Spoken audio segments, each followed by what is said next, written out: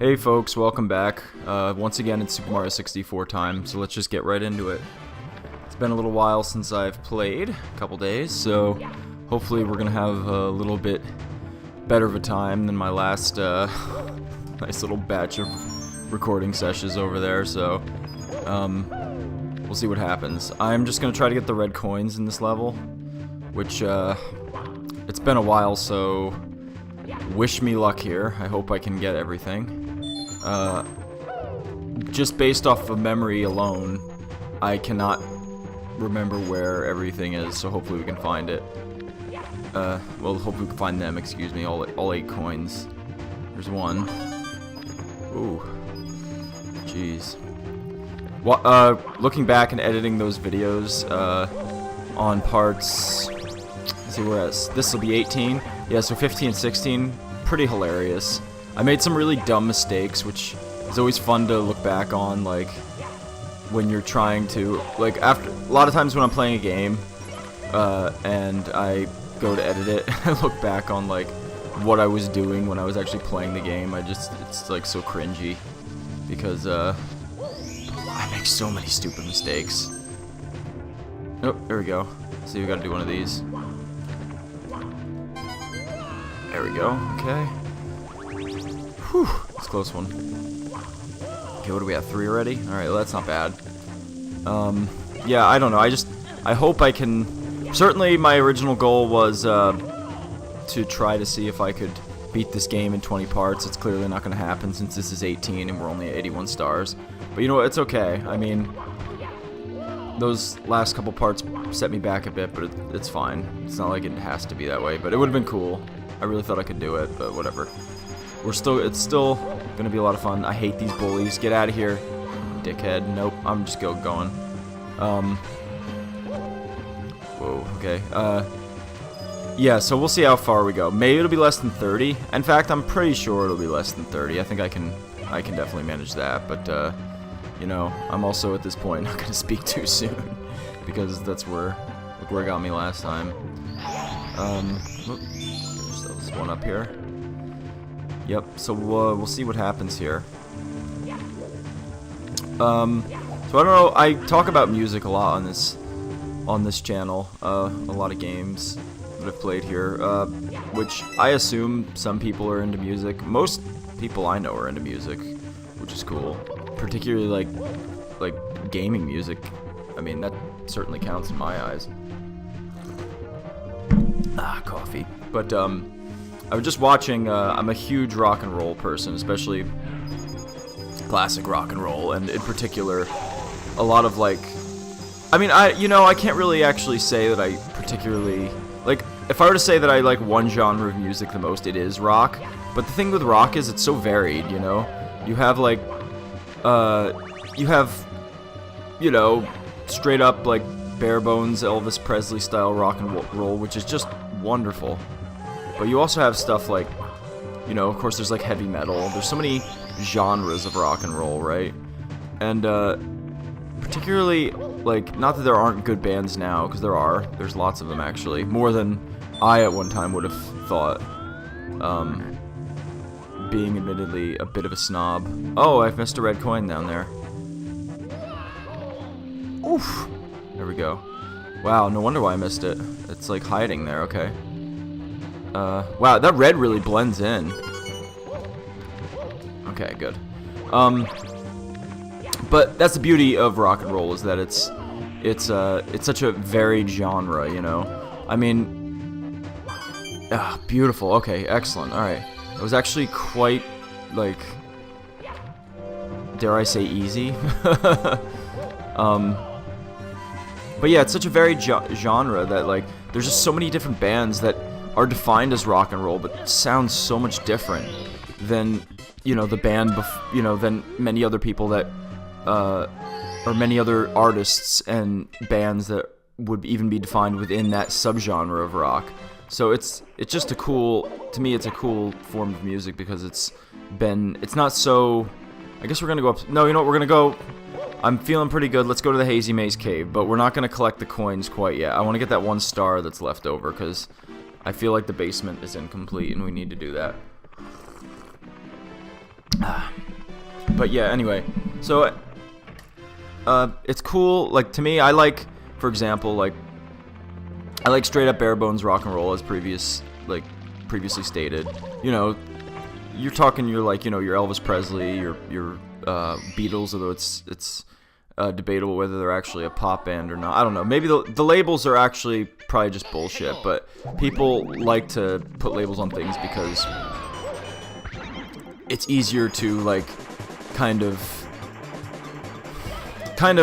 explain in a simple way what something, you know, is like. And then I'm not just talking about music here, but, you know, in music it happens all the time. It's like, oh, this is a metal band, or it's a you know, a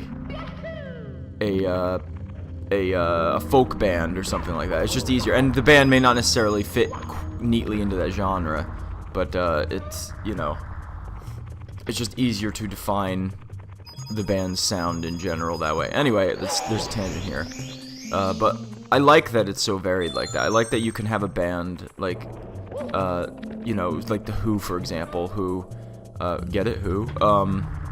Oh, I know which one. I momentarily forgot which star I was going for, but it's the one where I died. It's the, oh my god. That was close. Okay, it's the one where I, like, fell into the pit. So I need that one. But yeah, no, I would say for me, it's always, you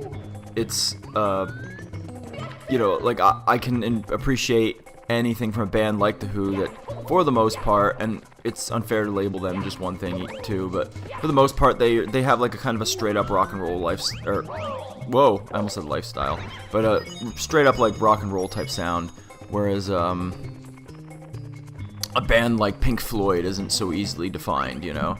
Now the Who's career is varied, and I love their music, but, you know, they don't dip their toes in as much as like a band like Pink Floyd in different kind of styles of playing, is what I'm saying. Not that they don't at all. It's just, you know, I guess it's really unfair to compare the two bands anyway, but I'm just for the sake of argument, because I love both bands. But there's kind of more bands that are a little bit more, you know, the majority of their stuff fits a little bit more neatly into, you know, a certain style. And there's, again, nothing wrong with that. But my point is that I like that I can listen to a rock band or be into rock music, and I'm getting like a nice little flavor of many styles, because some bands incorporate classical elements and jazz elements and things like that. It's neat. It makes it so the genre is very, very I guess I'm collecting coins here inadvertently. I didn't mean to. But it makes it so the band, like the genre itself, is very rich. It's not just one-dimensional, you know. So I always like that about rock and roll, you know. There's like tons of bands that are just wonderful, you know. I mean, again, a band like the Who and Pink Floyd, and, you know, they sound so much different. But then there's bands like Zeppelin and bands like King Crimson, who really were, you know, just very, very, you know, musically. I mean, they could play jazz music if they want, you know, but they choose to play rock and roll, and it's so cool to me, you know, that, you know, that rock and roll can attract that kind of same, basically like that same kind of love that those people, those highly trained musicians, have for things like, you know, classical music and jazz and all kinds of things like that, you know. And then you also have like folk and whatnot too, and heavy metal. Heavy metal is very, very musically, I think, impressive. There's a lot of really, really great heavy metal bands that are just fantastic musicians on their own. So it's interesting. But the reason I'm talking about this, they just had the Rock and Roll Hall of Fame ceremony, which is like, it's really stupid. To me, it's like a popularity contest. I'll give them that they are like so much better than how they were in previous years, where they're being more inclusive to artists. They inducted one of my all-time favorite bands this year, which is Yes, and if anybody knows Yes, like if you listen to albums like Close to the Edge or Fragile or Relay or the Yes album, stuff like that, I mean, their music is it's so varied. They mix, like, first of all, it's very complex music and very, whoa, here we go. Yeah, very complex and very, like, if you were to try to play it, it would take you a very long time to learn how to play it. It's not like learning, like, 4 chords, like it's not like learning a Kiss song. And I love Kiss. Kiss is a phenomenal band, but they're not necessarily, like, known for their great, varied catalog, but nevertheless, they're still great. But yeah, Yes has been eligible for the Hall of Fame for, like, at least, it's got to be at least 30 years now, because it's 25 years after your first record. I think their first record was in 68 or 69, so you're looking at, like, 25 years would have been what? 20 years would have been 88. So, like, let's say the early 90s, so that's already been, like, 20-something years, I mean, they've been eligible for a long time, and they're just now getting in. They weren't nominated until, like, the last couple of years, just because there's a bias against bands like that, because they aren't necessarily more commercial, and, they don't fit neatly into a box. Because, yes, they have their sound varies from very intricate, like, classical type playing. They incorporate jazz into their music. They're huge. They're actually hugely influenced by folk music. So there's a lot of nice folk, like they incorporate a lot of harmonies in their vocals and, like, in their singing. I mean, they just don't fit neatly into a box. And for whatever reason, bands like that, when it comes to, like, commercial success, and when it comes to being respected by, like, quote-unquote music critics, bands like that, it's harder. I mean, Led Zeppelin had a hell of a time in the 70s with music critics. I mean, they were, like, panned almost universally by like, institutions like Rolling Stone magazine and stuff like that, who are, like, the so-called experts on music. And eventually, like, because of their popularity, because people they had such a huge fan base and became so monstrously successful. I mean, everybody knows Led Zeppelin, and even if you don't, you've heard of them. That the music critics kind of had to bend to the will of the fans who made the band, so huge. So it's just interesting because, the same story, as I'm saying with Led Zeppelin, is the same story for Yes. I mean, they didn't make very commercial music, but they became hugely successful with it. And in the 70s, I mean, 60s, 70s, bands who weren't commercially, considered commercially viable, who just made music because they liked the music they were making, and they wanted to be different, and they wanted to really do things, do their own thing. They got a lot of heat from, like, established music, institutions like Rolling Stone and whatnot.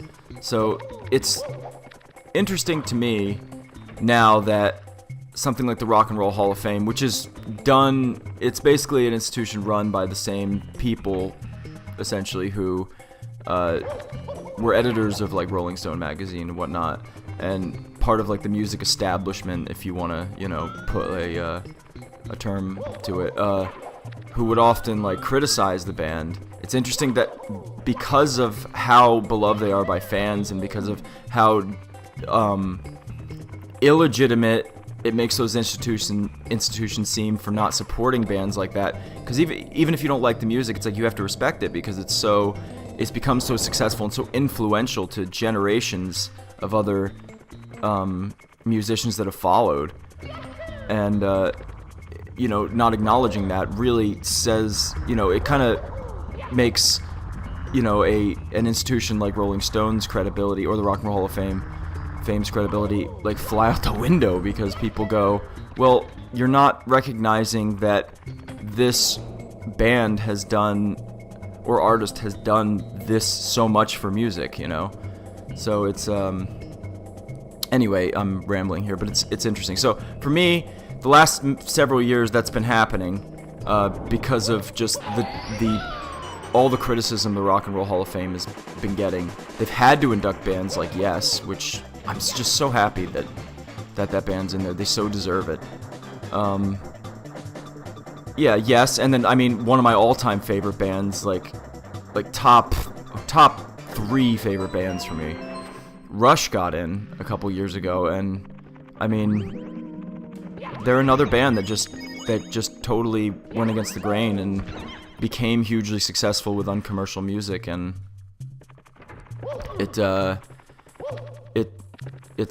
wonderful that they're finally acknowledged after so many years for that. So I'm a big fan of really just musicians and music that, especially in rock and roll, that just always went against the grain and did their own thing, and you know, they against all odds, they became successful, even when they were critically panned. You know, think of the same thing with like movies. You know, imagine if a movie, unfortunately, a lot of what happens, and it's not always the case, which is why like cult movies and B movies and stuff are always cool when they become successful, because it's always, you know, oh, okay, I'm not going in here because I don't want to lose. I only need 4 coins. Holy crap. But it's always nice when like movies and any kind of like more like non-mainstream artist become successful, because it's kind of like, you know, really, you know, slaps the the critics in the face, and it's always nice to see, especially because, you know, from what I've seen, it's artists like that will redefine or create an entire new genre or way of, you know, making music or film or whatever. So these are the people that are doing things differently are the people that really should be celebrated, you know, even if it's completely different and it seems like crap. I mean, you don't know, 10, 20 years down the line, it may end up becoming so hugely influential, and because it's carved such a new path, it you know, it could really, it could redefine the entire way of, you know, the entire industry, or the entire I don't want to use the word industry because it sounds too much like a business, you know, but the entire way of really of the entire art form is what I get of what I guess I mean. You know, so it's really interesting. It's cool. I love musicians like that, and I love artists like that, and it's nice when they finally get their due, especially a band like Yes, who's been at it for what, 50 years now. I think they're about on their 50th anniversary. I mean, it took that long. It took, you know, they didn't get in before, you know, somebody like Madonna, you know, who's not even rock and roll. I mean, it's like, come on, you know, like, what are we doing here? But anyway, that's my rant on that. I got the 100th star. Ugh. Thank God. We're definitely gonna save, okay? That's like, I'm a happy man right now. Oh man. And then we just go here. Beautiful. Okay, this is quite a long part, but that's great. Okay. I guess I should just start talking about music when I get frustrated, because it seems to help a lot. With that, folks, I'm going to end this part right here, so I will see you all next time.